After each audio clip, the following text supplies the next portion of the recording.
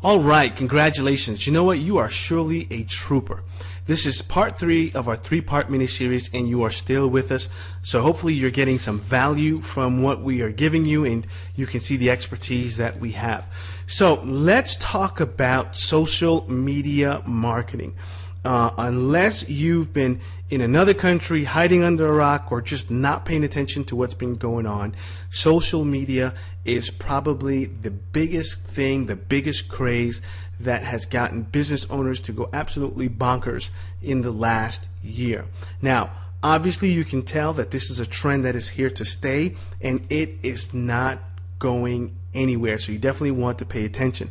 Now, there are millions of social media sites, but some of the big ones that you're probably very familiar with are Facebook, Twitter, YouTube, Pinterest is a new one, and things like blogging. Yes, believe it or not, blogging is part of the social media blogosphere as well. Now, the question is, what makes these part of social media? So, first of all, we need to understand what exactly is social media and what do we call Web 2.0. And that is basically this. Social media gave a voice to the consumer. Let me repeat that. Social media gave a voice to the consumer. When you look at Web 1.0, or the original way the web was designed, it was a one-way communication, one-way directional voice. In other words, a business owner would put up a website. Once they put up that website, they had sales material, they had offers, they had discounts, they had specials, and then they showed those websites to the consumer, and the consumer just voted yes or no with their credit cards. In other words, consumer went to your website, they liked what they saw, they didn't like what they saw, and if they liked what they saw, they bought. If they didn't like what they saw, they didn't buy. That was the end of the story. So what happened with social media is the consumer now has a voice in terms of what they see. So in social media, the consumer now says, I don't like what you have. Now we're going to tell everybody about it. Or, we love what you have, we're going to spread the word. That's what Facebook gives people the ability to do. That's what Twitter gives people the ability to do. Think about it for a second. If there's a great sale somewhere, someone can go in and tweet that and send it out to 100 of their followers on Twitter.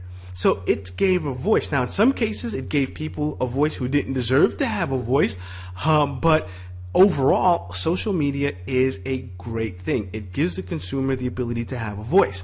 Now, as a business owner, you have to ask yourself, how do I take advantage of this trend? So, as we just explained, social media is basically giving a voice to the consumer. So consumers can now communicate with you and give you instant feedback.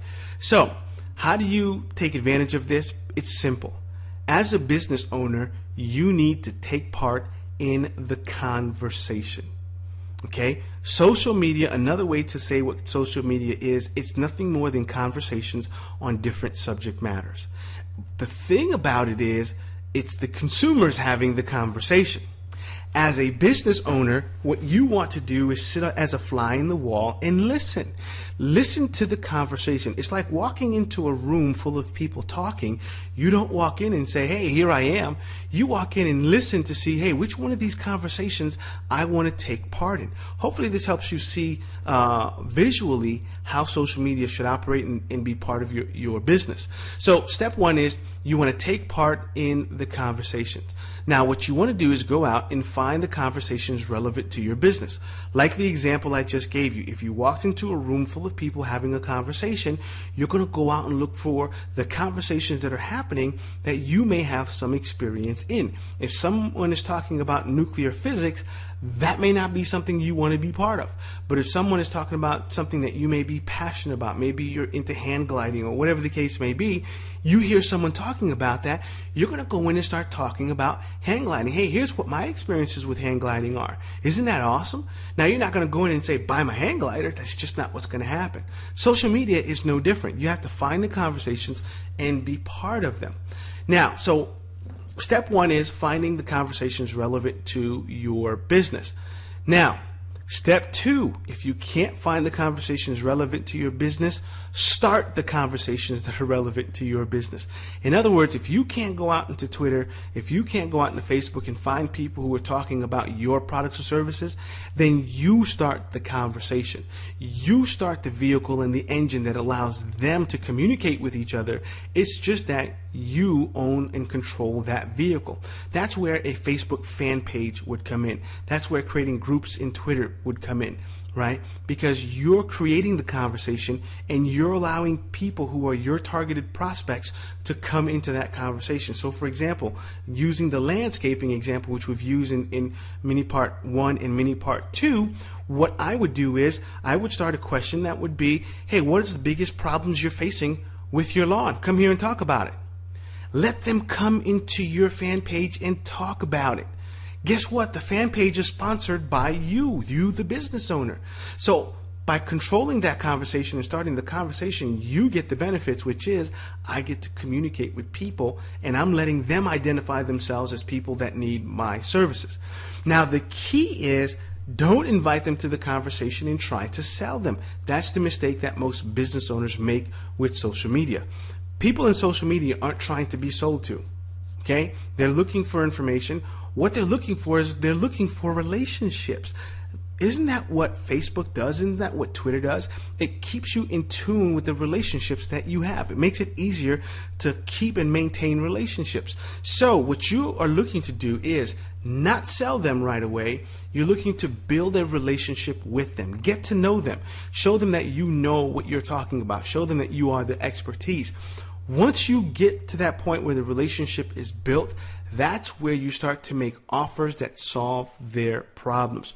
Build a relationship, make the offers that solve their problem. Now notice I didn't say sell them something. I say you make them offers that solve their problems.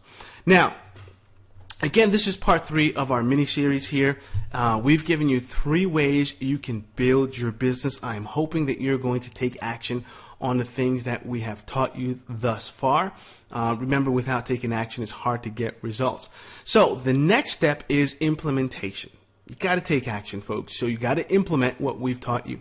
Now, so some of it you may be able to say, I'm going to go out and be able to do this on my own. But others, it is a good idea to have a marketing expert working with you, and that is where we come in. So what I'd like to do is give you a free 30-minute consultation with a real marketing expert. Get on the phone with us and let us help you with some strategies to make your business much better than it is right now. So what you want to do, respond to the email we've sent you with the words I need help, or look at above this video or below and just look for the link on our website that says contact us or free consultation. You want to take action. We are busy. We do not take on a lot of clients. At the time of this training here, we do have some slots available. I don't know how long we're going to keep those open. So to get your free consultation, you have to act now before they're all gone. Fill out the request for a free consultation and we'll get back to you as soon as possible. Make sure you tell us exactly what your issues are and where you need the most help so we know how to plan for our free consultation call with you. Thank you and have a great day.